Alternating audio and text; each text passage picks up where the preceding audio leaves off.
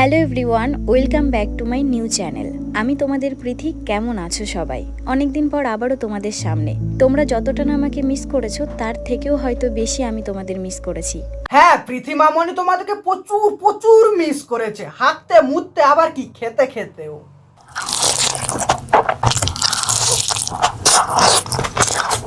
কারণ নতুন চ্যানেলটাকেও তো দাঁড় করাতে হবে, তাই তো প্রীতি মামনি?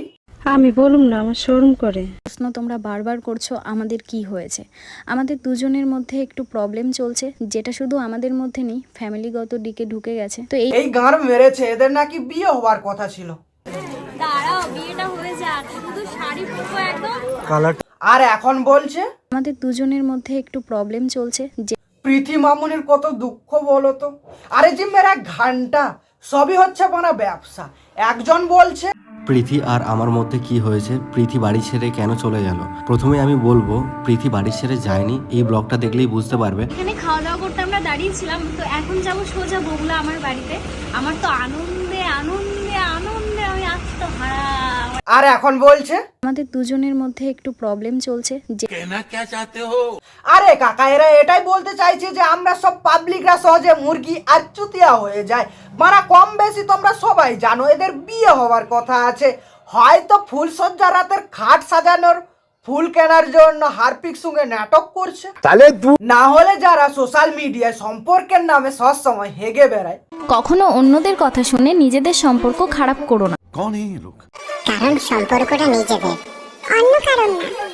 ও আচ্ছা, আর এখন বলছে আশা করি তোমরাও আমাদের পার্সোনাল লাইফের সাথে সোশ্যাল মিডিয়ার লাইফটাকে এক করবে না। এটা আমার প্রফেশন, তাই আমি আবার আমার কাজে ফিরে আসলাম। আর ও তাই নাকি? এটাও তাহলে তোমার প্রফেশন আর কাজ ছিল?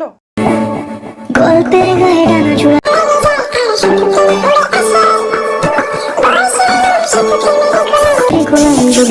ও মা গো, টুরুলা। দেখো বাড়া, টুরুলাপ না বাল, এটা হচ্ছে সহজেই ফেমাস হওয়ার কাজ। তারপর বাস ভাই, এদেরকে নিয়ে এতটাই। এরা নাটক করছে ফুলসজ্জার রাতের খাট সাজানোর ফুল কেনার জন্য, না কোন সেটা বারা ভগবানই জানে। আর আমাদের পাশে প্রতিবেশী কিছু বাংলাদেশি ভাইরা বেশি গাঁড় পেঁয়াজি করছে, তো এদেরকে নিয়েই আজকে বাংলাদেশকে নিয়ে প্রতিবেশীরা চিন্তা করবেন না, আমাদের দেশে পরিচালনা করবেন নোবেল বিজয়ী ছাত্র সমাজ, কোনো চা বিক্রেতা নয়। হ্যাঁ ঠিকই তো, আমাদের মাননীয় প্রধানমন্ত্রী মোদিজি চা বিক্রি করে আর কঠোর পরিশ্রম করে গদিয়ে বসছে। আর তোদের ইউনুস চাচা নোবেল জয়ী কার গাঁড় চেটে তারপর গদিয়ে বসছে, সেটা আমাদের ভালো করে জানা আছে। শালা পেছন চাটা মাল, ভাগবাল।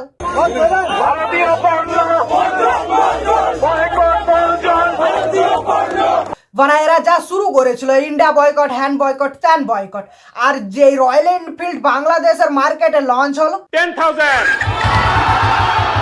কিন্তু বিশাল বড় মানুষের লাইন যদি বলি তাইলে 300 থেকে 400 মিটার পর্যন্ত, মানে অনেক মানুষ, 500 600 700 মানুষ হইতে পারে এখানে। তখন বয়কট যাও ভার মে, अब रॉयल एनफील्ड में बैठूंगा लुंगी पहन के। গরিবের পেটে মারো লাথি, পণ্য বয়কট করে আর নিজেদের শখ মেটানোর সময় এরা বলে রয়্যাল এনফিল্ড তো ইন্ডিয়ার হাইন। এটা তো রয়্যাল এনফিল্ডের মাদার দেশ হইতেছিল আপনার হইল যুক্তরাজ্য, ইংল্যান্ড। তাহলে এটা কি? Eicher Motors acquired Enfield India in 1994 and the company re-established itself as Royal Enfield Motors Limited. 1994 সালে ভারতের কোম্পানি ইংল্যান্ডের কাছ থেকে রয়্যাল এনফিল্ড পুরোপুরি ভাবে কিনে নেয়। তাও যদি তোমরা কও এটা তো রয়্যাল এনফিল্ডের মাদার দেশ হইতেছিল আপনার হইল যুক্তরাজ্য, ইংল্যান্ড। তাহলে তোরা তোমাদের কথার হিসাবে ধরলে দেশটাকেও ছাড়ো, তোমরা তো তাহলে ইন্ডিয়ার প্রোডাক্ট। বিচিয়ে দম থাকলে করে দেখাও দিক না নিজেদেরকেই বয়কট। ভারত বাংলাদেশকে নিয়ে চিন্তা করতে হবে না। আরে মামনি অনেক হয়েছে, এবারে তো হালকা মুতে শুয়ে পর। ভারত তোদেরকে নিয়ে চিন্তাও করা ছেড়ে দেবে, আগে তো ইলেকট্রিকের বিলটা ভর। दरअसल अडानी पावर ने $846 मिलियन यानी करीब 7200 करोड़ रुपए के बकाया बिजली बिल का भुगतान नहीं किए जाने पर बांग्लादेश के खिलाफ ये सख्त कदम उठाया है। কি ইলেকট্রিকের বিল শুনে মাথায় বিচি উঠে গেছে তো। আর একটা কি শুনছিলাম মনে হচ্ছে, বাংলাদেশকে পরিচালনা করতেছে একজন নোবেল জয়ী, কোন চাওয়ালা নয়। বাড়া উদ খেতে নাই খুদ কথা শুনেছো? হ্যাঁ, বাংলাদেশটাকে এমন ভাবে পরিচালনা করেছে যে পুরো গাধার ঘাড়ে ঢুকিয়ে দিয়েছে। চাউলের দাম, তেলের দাম, ডাউলের দাম, একটা ডিমে 60 টাকা বেশি। পেপার পড়ি সেদিন দেখলাম শেয়ার বাজারে 14,500 কোটি টাকা নাই। এখন দুর্নীতি কে করলো? তার জন্য দেশের জনগণ ঝাঁটা নিয়ে নেমে পড়েছে রাস্তাঘাটে তোদের ওই নোবেল জয় পেছন চাটা ইউনুস চাচার পেছনে গোঁজার জন্য। দর্শক আপনারা দেখতে পাচ্ছেন ডক্টর ইউনুসের পদত্যাগের জন্য এখানে কিন্তু ঝাড়ু মিছিল হচ্ছে, জুতা মিছিল হচ্ছে।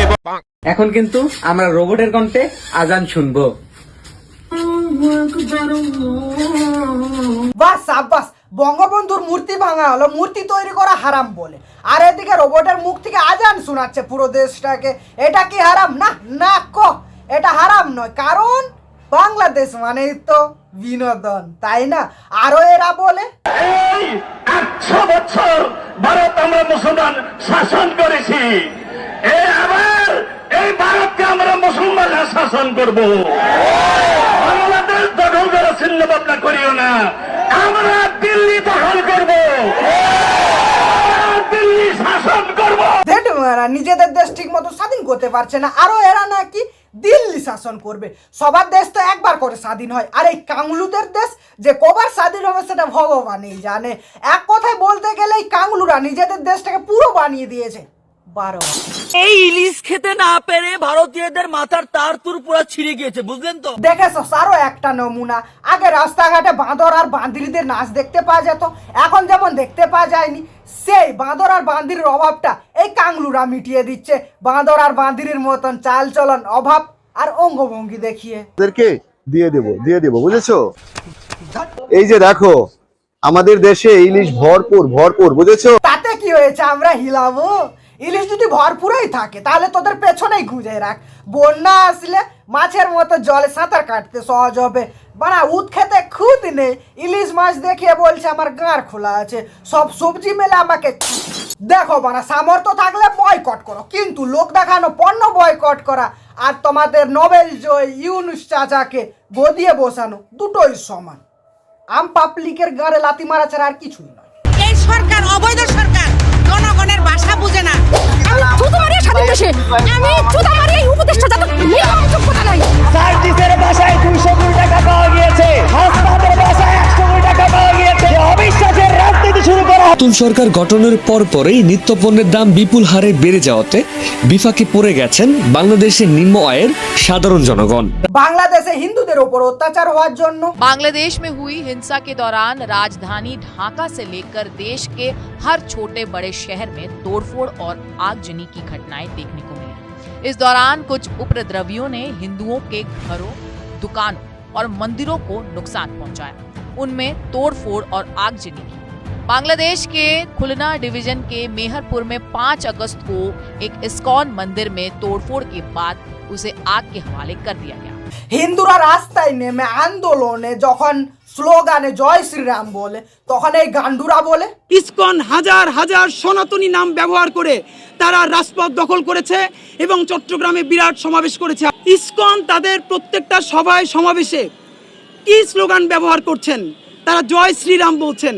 আমরা গত 15 বছর আগেও বাংলাদেশের কোনো হিন্দু প্রার্থনালয়ে, কোনো মন্দিরে আমরা জয় শ্রীরাম স্লোগান শুনি নাই, কিন্তু গত 7-8-10 বছরে অত্যন্ত পলিটিক্যালি জয় শ্রীরাম স্লোগান দেয়া হচ্ছে। বাংলাদেশের সাধারণ হিন্দুরা অনেকেই জানে না এই জয় শ্রীরামের সিগনিফিকেন্স কি। জয় শ্রীরাম হচ্ছে সেই স্লোগান যেই স্লোগান ব্যবহার করে গত 10-15 বছরে আরএসএস তার পলিটিক্যাল উইং বিজেপি। ও ওটা বিজেপির স্লোগান, যখন গাজাতে হামাস টেররিস্ট বলে তাহলে তোমরা আল্লাহু আকবার বলা বন্ধ করে দাও, ঘরে দম আছে। যেটা ভাবছিলাম, সালা নিজেদের গাড়ে লেগে আছে গু, আরো বলছে অন্যজনদেরকে তোদের গাড় দু। মানে কি বলবো? আরে কাকা আর কিছু বলার দরকার নেই, ভিডিওটা এতটাই পর্যন্ত। কেমন হয়েছে বা কেমন লেগেছে কমেন্ট করে জানিও। আর যদি ভালো লেগে থাকে তাহলে সাবস্ক্রাইবটা অবশ্যই করে দিও। চলো বাই।